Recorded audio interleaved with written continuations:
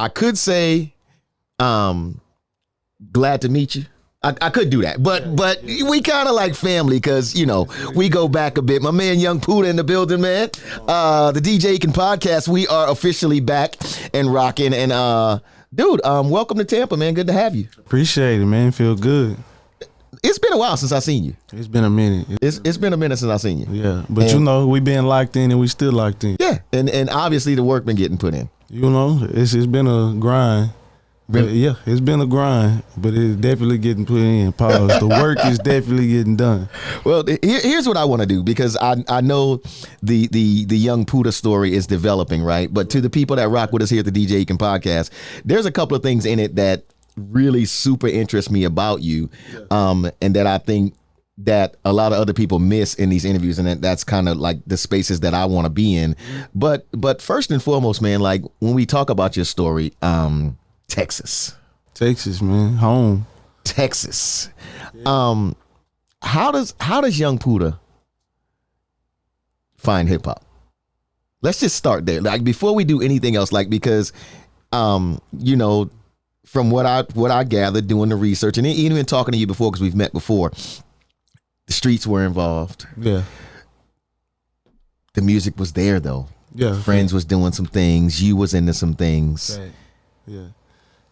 How did the music become like, did Pooda make that decision to be like, music is it though? Like, how did the music find Pooda? So, man, the music found me when I was born. Okay. You know, when I was 3, my favorite song was 90 by Nature, Hip Hop Hooray. Mama always played music throughout the crib. And so my grandma's house was right next door. I go there to play with my cousins and everybody. They playing music. My grandpa, R.I.P. to my papa, he used to play a style of music called Zydeco. Okay. Yeah, it's a like a New Orleans style, Louisiana style music. We right there, so close to the border, so we get that too. Then, you know, just having that TV on 106 and Park, Rap City Basement, just all that. I was infatuated with it. Then when I would go visit my dad, he had a home studio, you know, in his crib. So I got to watch local artists come through and record. And then he had a library of music just everywhere, from you know, rap music to Prince to Michael Jackson to Al Green, just a whole bunch of music. And I was just surrounded by it. From the moment I leave my mama's house, get in the car, go to my pop's house, get in the car, it was just always music playing, always videos playing. So, you know, we grew up rapping, freestyling, you know, doing all that. But yeah, that's how it found me. And I want to say maybe 2017 is where I just really started to take it serious. Okay. Yeah. There's a couple of things, like things happen in an interview, right? When you're talking to someone and they say a couple of things that make you go, I need to explore that. Yeah. Right? Yeah. So it's two things that you mentioned just now that, first off, let's talk about Dad. Yeah. How important was it to you?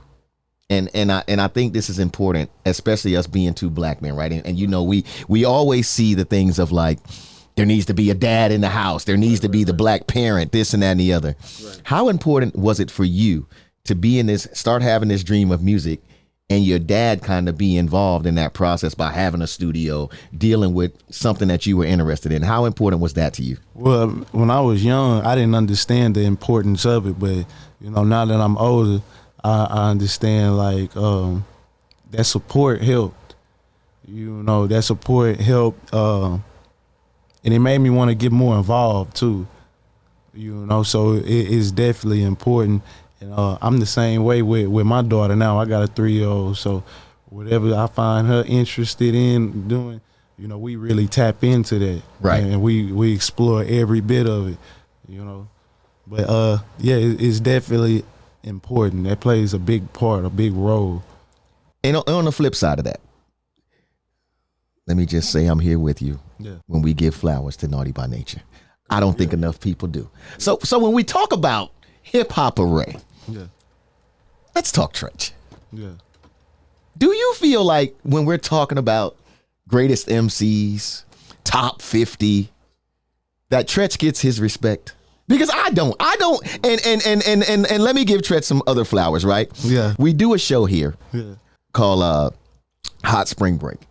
And I book Naughty, they come, and I mean, like, the show they put on, the amount of hits that they run through is crazy. But as they end the show, they're doing You're Down with OPP. Yeah. And they bring the entire radio staff on stage. Fire. Tretch got me in the headlock like this. And I'm mad because I don't have my phone out. I'm not recording the moment. Tretch is like, you down with OPP? And giving me the mic, Pooda? And you ain't got no documentation. Okay. No documentation. No. Oh, man.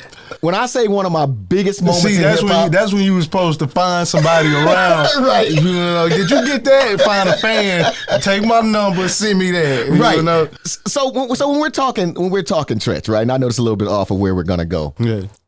I feel like people skip right over Tretch and how dope that he really, even probably still is, but was with making those anthems that Naughty put out. Facts. And that's exactly what they was. They was anthems. Right. It was anthems. There's a lot of artists like that too. Great artists that just kind of get overlooked, or not so much overlooked, but they just don't get that. You know, like. Right. Yeah.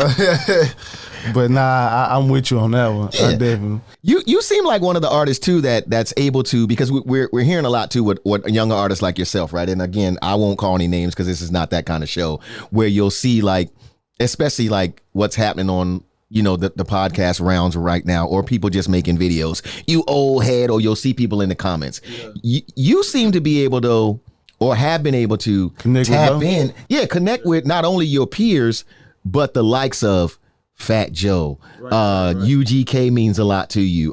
Even working with Cool and Dre and others, and I'm sure I'm forgetting some names. How have you been able to navigate that space of being a new up and coming artist that your peers are respecting, but also learning from, getting knowledge, and able to rock with the veterans of this game? I mean, I think it's just that, applying the knowledge that I learned, you know what I mean, and just having a love for it, I'm a student of the game. Right. You know what I mean? So when you got that passion, it's different. You know, when you got that passion, you got that love, and I'm myself everywhere I go. People say I got a great spirit, so it's kind of natural with me to just vibe with people, you know. But it's great, bro. It's great because with me, it's like, man, I don't get caught in all the young or the old heads. I get love from everybody. Right. No, I see that. So it's like you got to bridge the gap. You know. Not every old head gonna support you. Not every young boy gonna support you. You know, you just find who gonna really support you, who gonna be there, who gonna give you game, and you stick with them. Right. You know what I mean? So yeah. I saw a few days ago too, you on your Instagram, Fat Joe and yourself. What is that whole affiliation with Fat Joe, Cool and Dre? Is it official Terror Squad affiliation, or is it, I mean, I know it's family, but you know, I'm just, you know, the particulars of it. But I know you and Fat Joe and the Cool and Dre thing. It's a highly respected love there. It is, you know, Terror Squad alumni. So I'm not signed to Joe. Joe's just been a day one supporter ever since he came across my music. Met him through my label, so they already had like a great relationship. And before signing me, you know, they was talking, and Joe was actually like, sign him, you should sign him, because if you don't, I'm going to sign him. So, you know what I mean? And he's just been showing his support ever since then, and letting me know, like, yo, I'm rooting for you, I believe in you. And we just been locked in since, bro. Right. It's just a genuine relationship. He's a great mentor. And like I said, it's in the other interview, I think he just really admire my passion and my drive, my ambition for the game, not to just be a rapper, but to be a legend myself, a young legend, you know. Right. And now we work ourselves to the new single that's out. Yeah, I already know. don't think I ain't peeped that 112 sample banging back there in the back. I almost and what's the young lady's name that's singing the hook? Angelica Villa. Okay, family too. Okay, because I always want to make sure I give everybody their love. Right. But I ain't gonna lie, when I first heard that couple of chords, I thought Slim might come up in there. I was like, is it about to be? Then but A Boogie. A Boogie. How did because Texas, obviously New York. I do like the Young Gunners working together. Yeah. Cool and Dre on production, I assume? Nah, this was the Pros. Okay, the Pros on production. Where they from?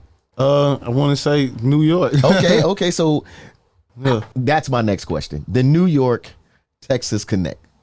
How does that come with you and A Boogie locking in? It's really relationships, and we just kind of put that song together. To be honest, like I was in Atlanta recording songs, and my boy Jerry's was just playing beats up, and I'm knocking them down or whatever. So that in particular beat came up, and as soon as it I was like, come on, here, load that up. we saying a little something different with that. Yeah, I'm like, whoa, okay. I already knew what it was gonna be because it's 112, bro. It's 112. Like it had me at hello. I ain't gonna lie to you. It had me at hello. So I'm like, you know what? This would be the perfect song, the perfect opportunity for me to get my grown and sexy on. Right. That's the cologne night. You go you fresh out the shower, cologne, get dressed, date night. Are they getting the visual yet? Are they getting it? You know what I'm saying? Just some grown and sexy, feel good, party music, and I was listening to the beat, recorded the first verse, and shouts out to my label. It's a 10. It's like, man, I think we should get Angelica Villa on the hook. Like, she sound nice. And honestly, I haven't heard of her yet. Like, tapped into her music. So I'm like, let's try it. She can sing. Let's do it. Send it back. I was like, oh wow, had to go do some research. Angelica Villa, right? And I'm like, oh man, she dope. So the song already a vibe. Me and the label going back and forth, just discussing like, okay, who can we get to finish it off? I want to put another vibe on it. And we had already talked about doing some work with A Boogie prior to that song. So it's like, man, maybe this will be the song. Like, you know what? This one for the ladies. They love A Boogie with the hoodie. This that vibe. He came with the melodic vibe to it. It was just a rap after that. When it came back, it was up. Nah, I don't. And Jason, I tell you, I don't like a lot of music. I just don't. I just think like they don't have that. Like the one thing, like I said, I love about you since we've talked before, is that it's not just about clicks and whatever to you. Like your love for the history of where you come from, the affiliations and the love you get from around you, and just being a student of the game. Right. And I feel like now, and again, like this ain't really about me, but I just feel like now with the gates being down to the entertainment world, like everybody's in it, right? It just feel, and so dudes like yourself and me that love this stuff, we have to weed through people who may have gotten a bunch of clicks or whatever, and they're in it, and so. But I think when you took me back to the Bad Boy days, and then the three of y'all got on it and really did something with it, because that's what always disappoint me too. And I'll be like, "Ooh, you had a chance." Yeah. But Pooda, you made me proud. You made me proud. You made me proud. Appreciate that, my God. Let's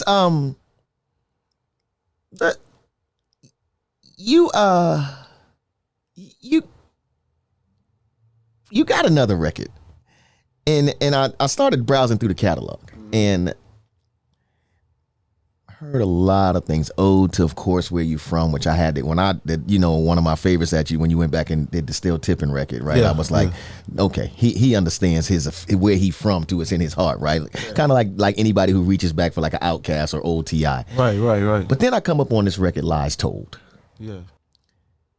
Seems like you had some really deeper things to get off your chest. Nah, for sure. And like I say, bro, like I can make the music, party music, club music, street music, whatever it is, but I'm not blind to the fact of what's going on. Right. I got a strong self-awareness of what's happening around me, and those things need to be touched on too and talked about too. Right. So yeah. So when you're where we are today with a like I said a newer artist like yourself, right? And now things are happening like we just had yesterday. It hit the net right about artist, a couple of artists in New York, drill rappers, 140 count indictment bust, right? I didn't even see that. Dang. Chef G and a couple of other guys, but they started with the rappers because that's what gets the headlines. Yeah. So when you look at something like that, and you also look at what Young Thug is going through, and now they're starting to talk about using the lyrics you write Right. against you in the court of law, and not you in particular, but like for some of these guys that they're after that obviously have gang affiliations, the guns are everywhere and that sort of thing. What are your thoughts as an artist on where the law is going with that? Man, the thing is bro, you just gotta be careful. Right. Because the law do what they want. Right. They make the law and don't abide by it themselves. So you just really gotta be careful. And with them trying to use lyrics against us, it's just, I put it like, it's how you say, it's not what you say, really. Right. You know what I mean? And I don't know, bro. That's like a slippery slope. Well, let me put it this way, and you tell me if you agree or not, or give me your thoughts on this, right? Because I was in this discussion not long ago, and it's always this in the barbershop, right? So we're talking, and Arnold Schwarzenegger got brought up, and I was like, well, if you look at Arnold Schwarzenegger, right, kill a bunch of people in the Terminator, all these movies, right? Yep. But then when they say cut, Arnold Schwarzenegger does not go to his Instagram and be on live, and guns are everywhere. Right. He's not filming him and his crew. That's a fact. That's him a and his fact. crew beating down another guy. He's not on his Instagram threatening Robert De Niro. As soon as I see you, it's on site. That sort of thing. And I said that's where the difference kind of is, right? Because a lot of these things that these dudes are rapping about, they really are. They're almost like keeping it real till it goes wrong. Yeah. And so when I look at it like that, I almost feel like almost like the John Morant situation that we're going through right now. When you promote that, I mean, what you expect? These Right. people looking.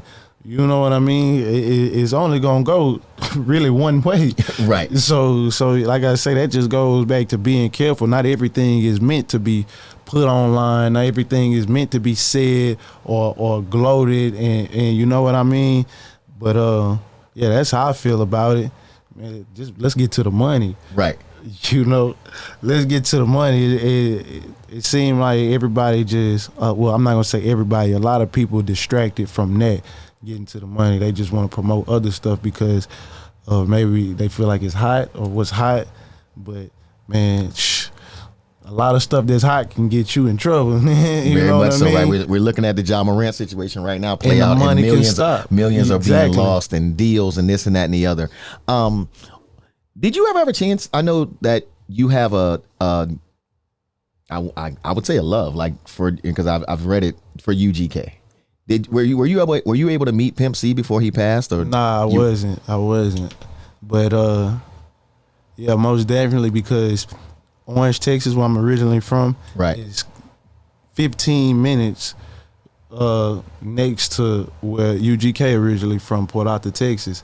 And I'm like, man, they from right here. I ain't never seen that. Right. Legendary underground kings worldwide. So I just kind of really, I was studying how they move. They went from Port Arthur, Texas to Houston, Texas, which is the next big city over. Right. And I'm like, you can go platinum right there in Houston, get a name or whatever. So I'm finna do that same thing. So have you had a chance to meet Bun B? No, not yet. But shouts out to Bun. He followed me on Instagram a while back, and he just been supporting since, though. I ain't got a Bun. I need the Trill Burger. I need to taste the Trill Burger. Everybody talking about how fire this Trill Burger is. Right. So I'm looking for the Trill Burger. But yeah, shouts out to Bun. Yeah, because I was gonna ask you like how, but I need you. I'm gonna need to, not everything that y'all talk about. Yeah. But that just feels like to me, but like reading everything I read on you, right? Some kind of a way, your love of and respect for UGK, which a lot of people do have that respect for them because they legendary, right? Yeah. I just want to know how that first meeting goes when you finally meet Bun. Because that's what I was gonna ask you too. Because I was like, sure. I know that's got to be a fire conversation with your, just your history of them and finally getting to have that moment with them. What's next for you, man? Everything. He said everything. Wait, you know what else too? Don't think I ain't catch you had that little run up in Ghost. You had one fall up in Ghost. Man, shouts out Power, shouts out 50. So they ran my first single. They put my first single on I think it was season 3, episode 6, if I'm not. I think that might be it. Anyway, the song was on Power. And so shouts out 50. That was big for me, you know what I mean? Yeah, we got that placement. Okay, that's dope.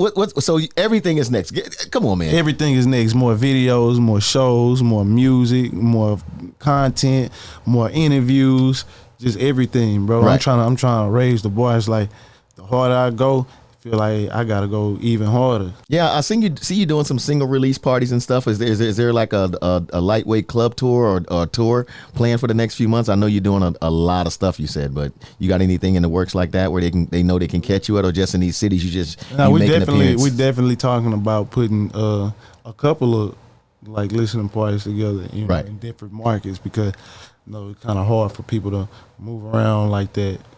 Come way down here to Houston. So instead of just doing one in Houston, I probably one in Houston, one in Atlanta, one in Florida, you know what I mean? Right. One in New York, and do it like that, because I definitely want to make sure everybody hear the music and, you know, saying vibe out and give their opinion on it. Okay. Saying the single is out, already know right now. Already know, all platforms. Okay. Is EP out, EP in the works? What's dropping next? Project already done, Vivid Pictures, just trying to figure out a due date. Hopefully I can have it by the end of the summer, or before the end of the summer, but I got a lot more music, bro. Any more special guests you want to leak out there? Come on, man. You know big bro on there, Shotside Crack. You know, Shotside Rich the Kid, Juicy Fruit. I got a couple. I ain't gonna give too many.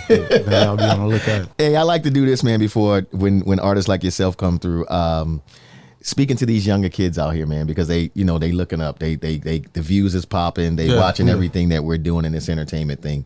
So as an artist and what you've seen so far, you got a younger kid that's looking to get in this game as an artist or whatever. And I tell people too, look at the entertainment space as a space, because everybody ain't gonna get to be Yung Pooda and get the microphone, but there is a team of people that are helping you move around, from content people to your people that are helping you with marketing to people helping you do the music. What advice would you give a young creative thinking about, you know, getting in this space? Number 1, keep God first.